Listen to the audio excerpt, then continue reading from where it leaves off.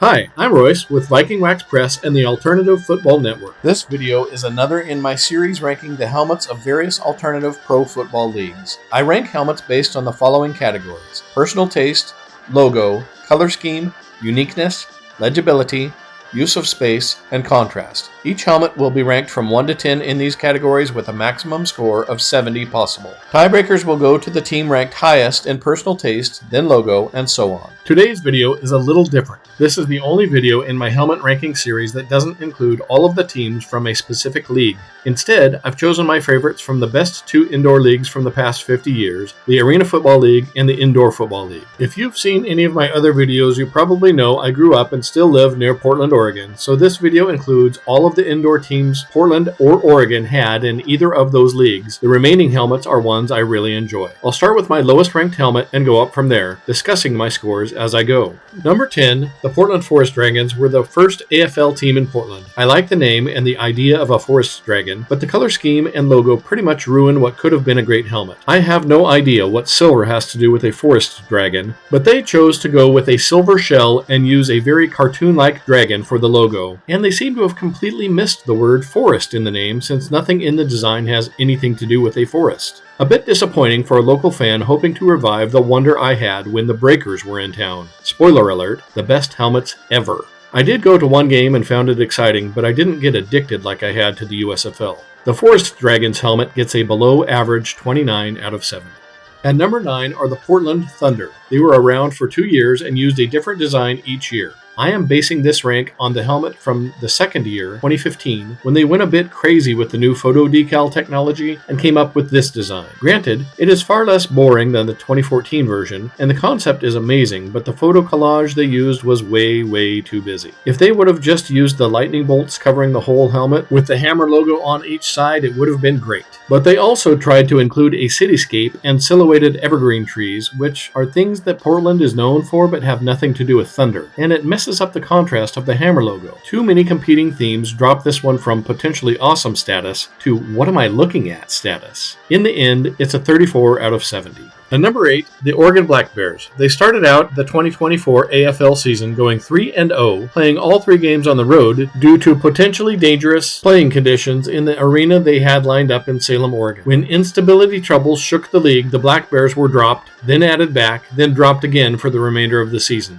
If they come back down the road, they risk ruining their perfect record legacy. That's the background. Now for the helmet. The logo on this helmet is pretty cool, and by cool I mean scary and threatening, which clearly had an impact on the psyche of their opponents. Sadly, they went the way of the 2010 UFL Omaha Nighthawks and put a mostly black logo on a black helmet, which means you can't tell at all what you're looking at unless you're right in the front row. Lack of contrast moves this from good to mediocre, 34 out of 70. At number 7, the Portland Steel are another of Portland's failed attempts at indoor football, this time only lasting 1 year in 2016, which is a bummer because the Steel had Portland's best pro helmet since 1985. I'm a sucker for anything medieval, and this guy checks that box. The knight on the logo is rushing forward with the point of his sword leading the way. The silver armor is accurate, and the blue highlights give the logo itself some contrast and depth. That color of blue is great, by the way, but we do have a bit of a problem.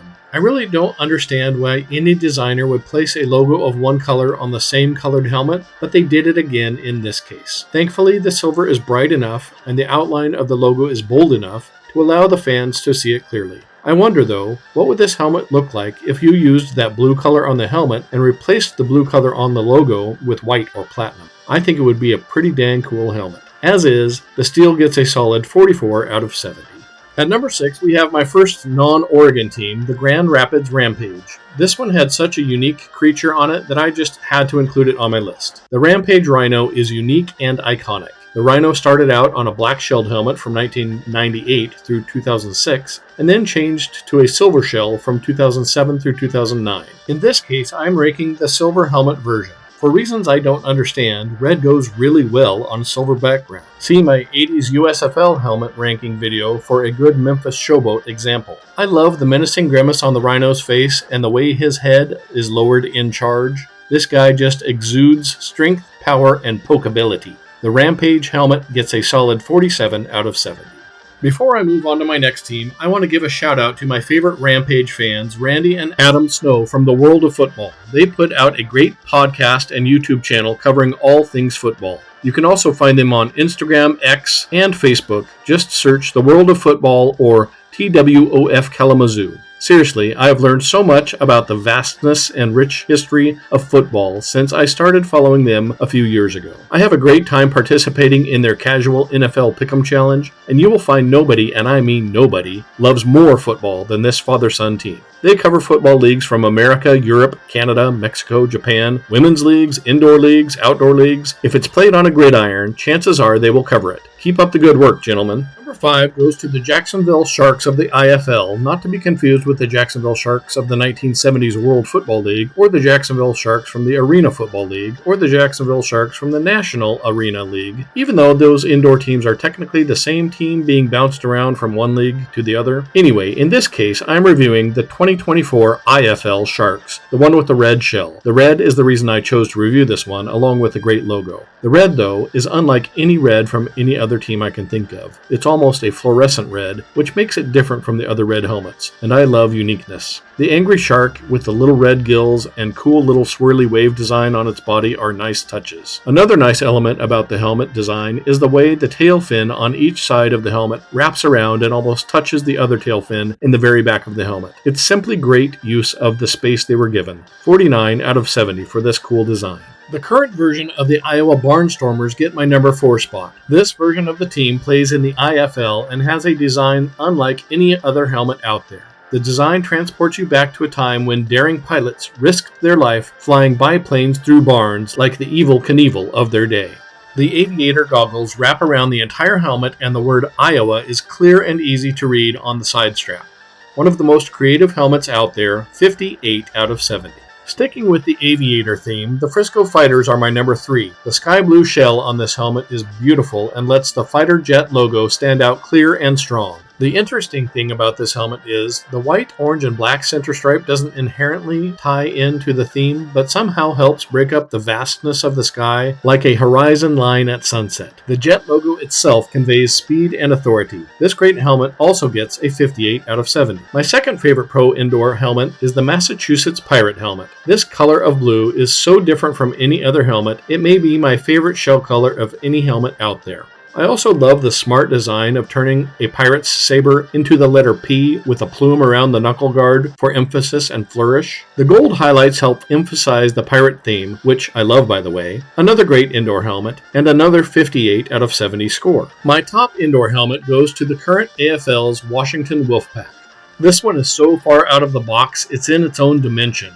First off, I love all of the colors, and there are at least 7 of them, ranging from seafoam green to deep purple. What give this array of streaking colors purpose are the wolf eyes staring you down, inset atop the snout.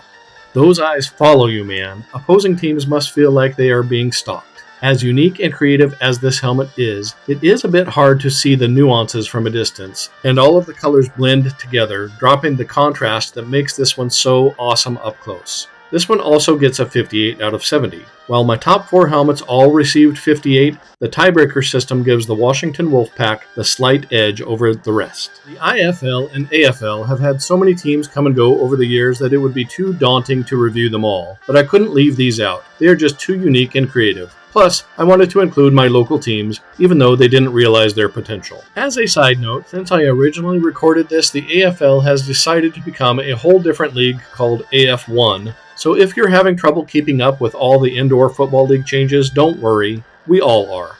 Please leave your family-friendly comments or constructive feedback, and like the video if you enjoyed it or learned anything from it. Subscribe and click the notification bell if you like this type of content. Check out my playlists for more helmet rankings and other football content. This is Royce with Viking Wax Press and the Alternative Football Network. God is good, y'all. Take care.